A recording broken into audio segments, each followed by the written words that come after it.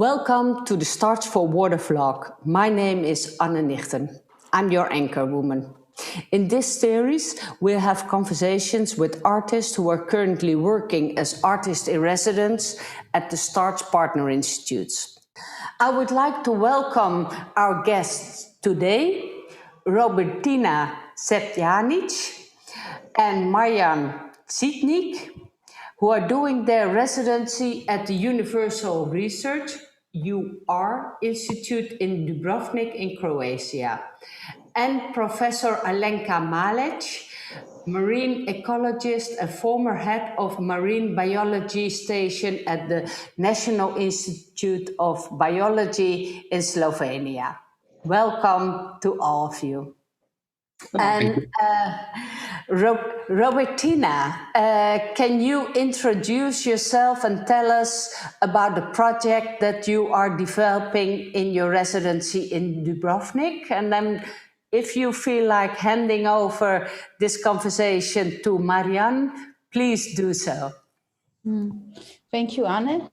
Thank you for the word. I'm really happy to be today here with all of you to kind of open up a bit the discussion about the aquatic situations which we have been encountering in the coastal region of Dubrovnik. So I'm Robertina Šebjanič. I work as an artist who is working in the field of arts and research with deep understanding of the science and how the science is influencing arts and vice versa. So in my work, since last 10 years, I'm deeply focused on the different ecological changes and challenges which they are happening. And there are many times mostly human-produced or human-produced. And with this work, which we are dealing now with the Zero Pollution Challenge, I was very eager and triggered to apply and to enter into this kind of residency project, where I'm now collaborating with Marjan Žitnik. And one of the main things which we are dealing with was yes, on the one hand, it was like what is happening regarding the water management and how all these could be changed or make better with different approaches with the tourism, because Dubrovnik is one of the main touristic cities in Adriatic coast. And on the other hand, during the research, and I think we will speak more in depth about that also with our expert, Dr. Alenka Malej, it was like one of the interesting points of the research was that we saw, okay, tourism is like one of the main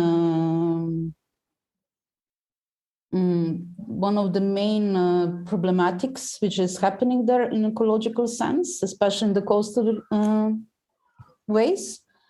But then, when we went in the research a bit further, because yes, one thing is tourism and we know that's happening. So we have some ideas what we plan to do. And I will let Marjan to explain also a bit more on that. But we have been also doing lots of in situ and in vitro research, like in vitro in the laboratories and in situ inside of the aquatic levels in this kind of shallow waters, to just see how this kind of domestic and touristic residues are influencing the different organisms living there. And one of the research and one of the main points of the projects, the outcome is it's moving now slowly towards this, what is happening with the dissolved oxygen and how lack of it is actually changing the biodiversity, if we could say, also at the coastal region. And I let Marjan to explain more into other levels of the projects, but we have 5 different outreach, so we went full on into the topic, and we would like to also reach to different audiences. So that's why we decided to have different outreaches. So Marjan. Yeah, so my name is Marjan Žitnik. I'm from Dubrovnik, together with Robertina on this really interesting project. And from the start, while we were thinking about what we are going to develop and innovate, the biggest challenge was to detect all kinds of pollution. So we really did a wide spectrum of experiments, wide thinking about all kinds of pollutions that are around. But still, as Robertina said, the main thing that we focused was like tourism, the future of tourism in terms of sustainability and pollution. And that's why we made not one concept, but 3 concepts, which goes from technological innovation, social innovation to the art piece. So the project got quite much bigger than we expected, which was a lot of trouble for both of us, since you're quite busy, but still pretty challenging, pretty interesting, and I think pretty useful for all kinds of things.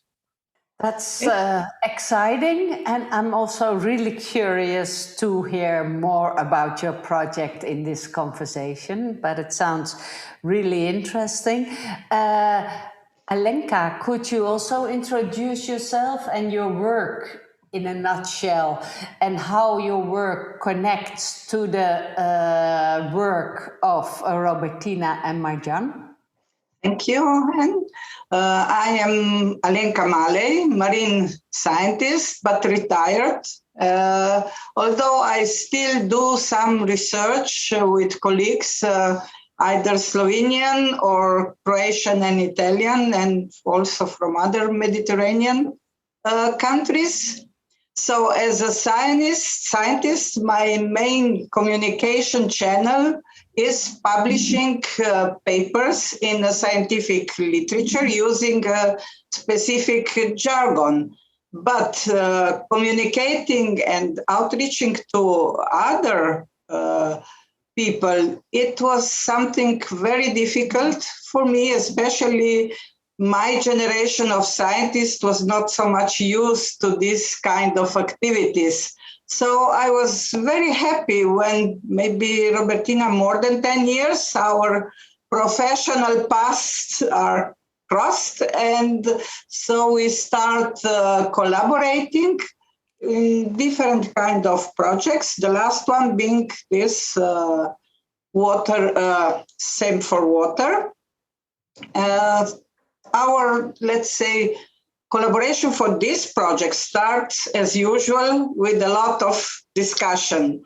I did quite a lot of research on the problem of eutrophication in coastal waters, and one of the main signs of eutrophication is oxygen loss, oxygen depletion, and consequently death of benthic organisms. And this is quite specific problem to the Adriatic Sea, but also some other coastal areas around the world. Even more, in last 50 years, we see a great decrease of oxygen also in the open oceanic waters. The main cause, we think, is the global warming, which affects the solubility of oxygen in the water, increases the respiration of organisms, in particular microbes in the marine environment, and also affects some physical structure of the water, not enabling mixing oxygen into the deeper layers. So discussing about this with Robertina, we came to idea, maybe you could try to design an instrument to measure lack or decreasing oxygen in particular environment, coastal environment near Dubrovnik, or we discussed also possibility to do measurements in salt lake of Veliko Jezero in Mljet Island. So maybe Robertina, you would like to tell some more about this? The Benthic chamber was something which, when Alenka introduced me to this device and to this way of measurement, I was really excited because I really wanted to do some in situ kind of research. In situ means that you go into the shallow waters, you do the experimentation in the water per se.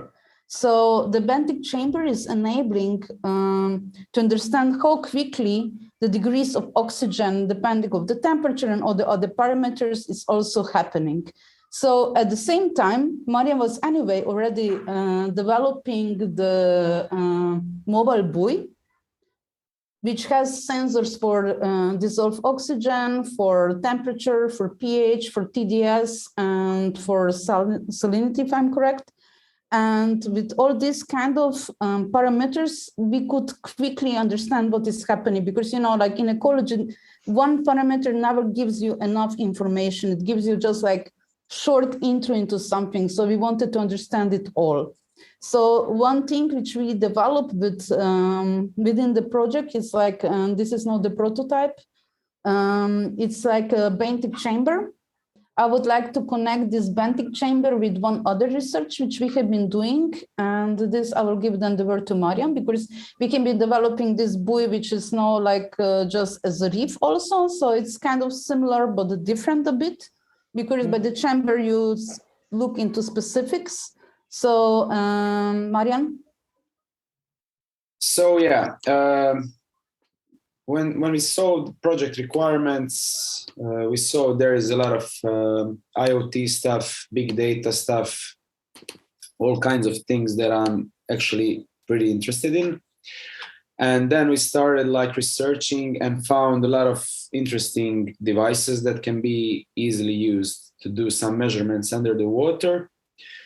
But most of the things that we are pretty interesting is the oxygen, and we found really good like dissolved oxygen detector that can be used with Arduino, and the whole concept about the sea urchin that we actually explored was quite interesting, because the sea urchin is bioindicator, and actually those sensors looks like the spikes on the sea urchin. So we said like, let's develop the device that looks like sea urchin and that inspects the sea or detects the stuff in the sea.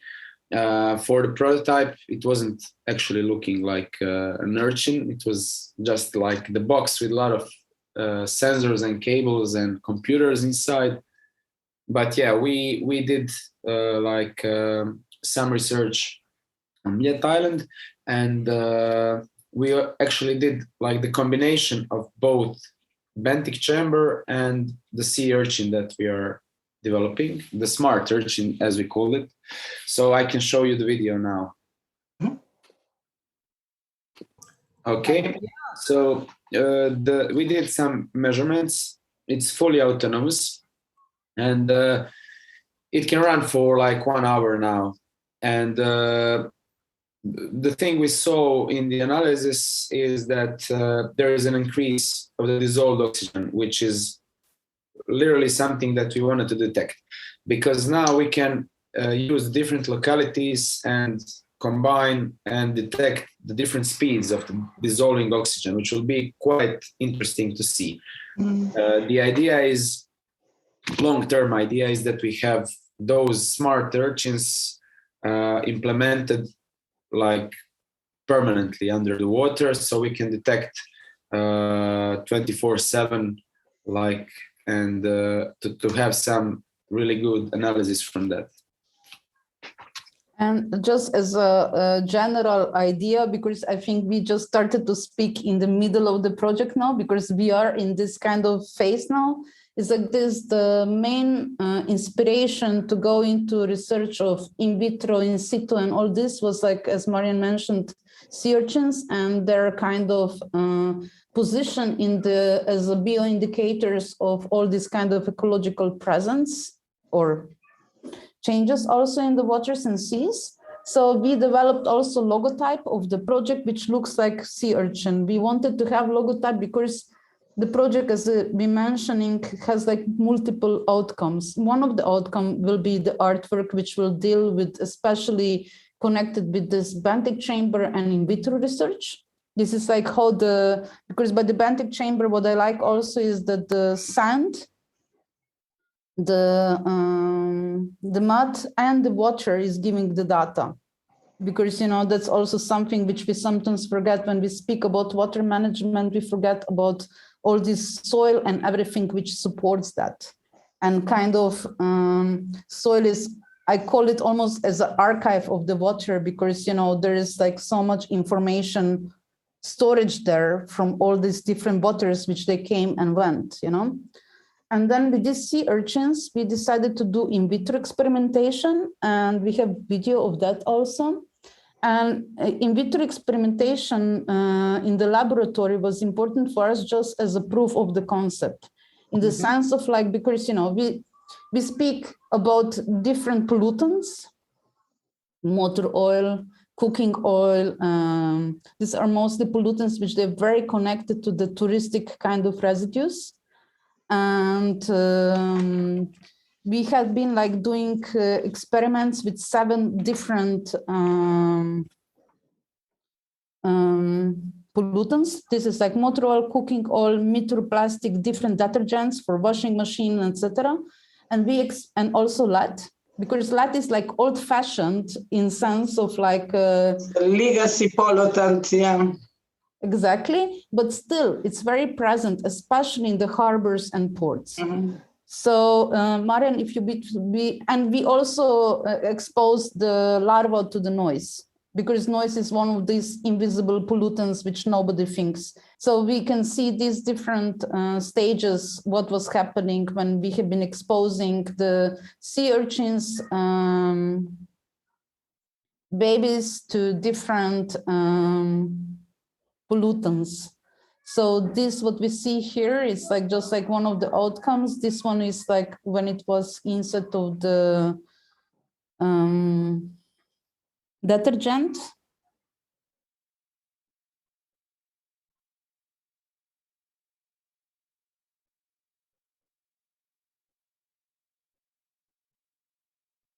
So they have been degrading or disintegration was happening with some, but some of them, they even survived, you know, and have been just like having different anomalies.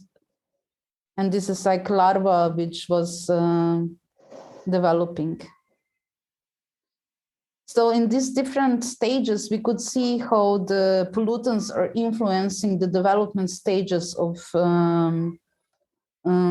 from the eggs to the larva stage of the sea urchin, because this is experiment which goes for 5 days.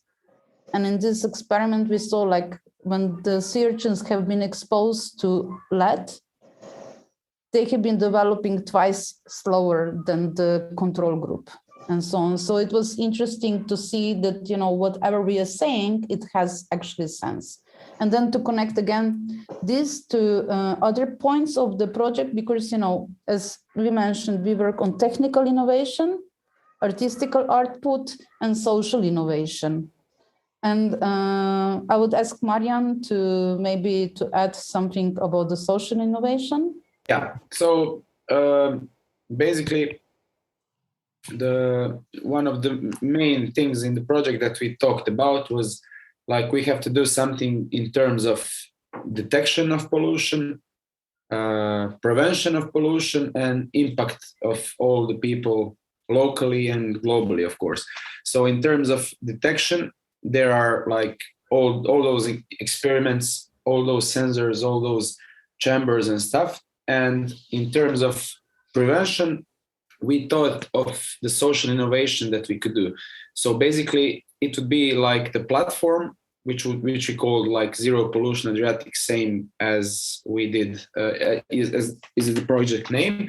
And we did all the branding. We are developing the website where there will be guidances for all those local objects, touristic objects. So we'll include apartments, cafe, bars, restaurants, hotels, boat owners, and everybody that is included in that one big mess, let's say. And we will give them all of those guidances. And if they see that they can follow them, they will like earn the Zero Pollution Adriatic status, which will help them to, you know, promote their business, which will help them in terms of visibility on our website, which will also give them some perks such as discounts on the biodetergents, biofilters. We are even talking with the city to give them cheaper prices on the, I don't know what will they allow us, but we are talking in terms of electricity or in the garbage disposal or something like that. But they will definitely have the bigger status in terms of all the other objects. We talked already with a lot of owners, and they were all amazed by the project, and they were willing to participate. So the Zero Pollution Adriatic, in terms of social innovation and our platform, we believe it will have a great impact in terms of preventing the pollution in the Adriatic Sea. Before we close down, it would be really nice, Robertina and Marjan, to give our audience a bit of a picture or an impression what you will be presenting when you have finished your residence. And maybe Marjan, you can start. Maybe you already have pictures, or you explain people what they can expect from the social innovation part? Definitely. So I can both talk about social innovation and tech innovation. So the idea is in the following month to complete the whole platform, which will then be presented in a specific way that will be really good for the PR and for promoting the whole social innovation. And in terms of tech innovation, it's basically already fully functional, but now we're developing like the final design of the smart urchin that will also talk for itself, and it will be like fully implemented to do like a lot of testing. So basically the final phase of the project and finishing both aspects at the same time. And when do you expect to have it all finished? For now, 1st of July. Oh, that's a strict deadline. Good luck with that. And Robertina, can you reveal a bit more about the planned project? So yeah, so to continue further with the multi-threads inside of this project, because as I think you noticed, we like to speak at least 3 topics at the same time. No, but it was just like, it was so many different situations which we wanted to present. And just to resonate also with Alenka, it's like the research, the preliminary research which we did, it helps us to speak and wave together the narration to go further with that. So all these kind of scientific in vitro and in situ experimentations, they have been very important, at least for me, that I can then build up the narration, how the artwork will be representing all these different multi-threads. The artwork definitely will be representation of the situation now, but then there will be also some hints on the future possibilities, because with Marjan, we both decided that in this artwork and in this project in general, also through the social innovation, through the tech innovation, through the Arctic kind of representation, through the scientific presence, we really would like to also go how to deal with the ecological grief, because we are all in this kind of point, and many times it happens when I lead workshops that people don't know how to even go further, because we are stuck, all of us together, we have similar problematics. So how to go beyond that, it's always a questionable. And it's not that we would be like ultra optimistic with future, because I'm honestly not. But I would like to see these possibilities, how they will develop. And, you know, with showing the fragility of the animal as a sea urchin and its larva, which is really something which we don't know how they look, honestly. I think that with this kind of representation of that through the glassworks, and then all together will be in the, so there will be like this physical representation as a haptic moment. And next to it, there will be a video representation of the research and future predictions combined with audio and video immersiveness. Because, you know, with audio also, I think we are adding one of the layers next to it. And this is very important layer because in aquatic environments, the sound travels 5 to 7 times wider and longer than in the air. So to give this kind of aquatic presence, at least I think it helps to have also the sound, which sometimes in the galleries, it sounds like invisible sound. It's kind of like very logical next to it, but it's present. So I would really like my idea of this is like combining all that and to bring this kind of representation. So the public, when they will be present there, they will see that. And then also, of course, because, you know, Marjan's work on the social innovation and technology is very important part of this also. Because, you know, with all these parameters, we will have lots of data which we can always upgrade and update. The visual representation of the project, we're still rethinking how to implement the, at least links to the social innovative parts, you know? Not in the sense that this would be just as a catalog or as, I think you also hear me that, you know, always when I work on this kind of combining art science, I always try to go beyond to just science communication or technology to communicate to just how amazing some machine is, because, you know, we have other venues to do that, I think. So I really hope that with this kind of more empathic ways of recreating situation, we could also help the audience to go beyond with us. Wow, that's a nice takeaway. I would like to end this conversation with an invitation to Alenka. Alenka, what is your takeaway for our audience? Students, educators, artists, art lovers, citizens of the coastal line of the Adriatic Sea. Please.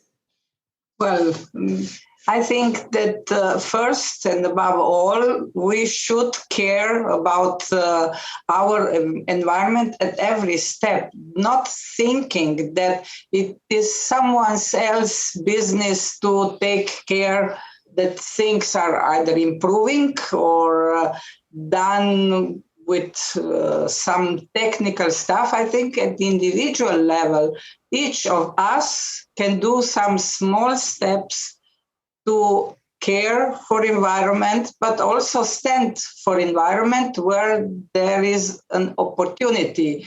Like the other people don't know, but we had in Slovenia a referendum for water, where the great majority of people opted against the proposal of Ministry of Environment that would harm water. So I think this is one important message, that people do care and people are standing up for their opinions. Thank you all so much for this beautiful conversation.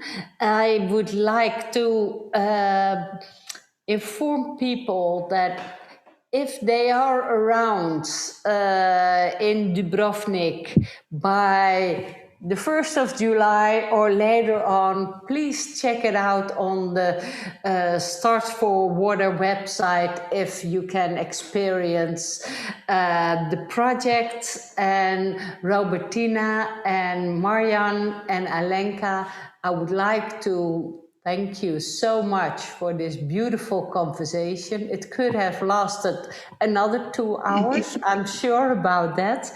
But nevertheless, it was really intriguing. So thanks again. And thanks to our audience for watching us. And please stay tuned for more STARTS4Water vlogs in this series. Thank you. Bye-bye. Thank you, Anne. Bye-bye.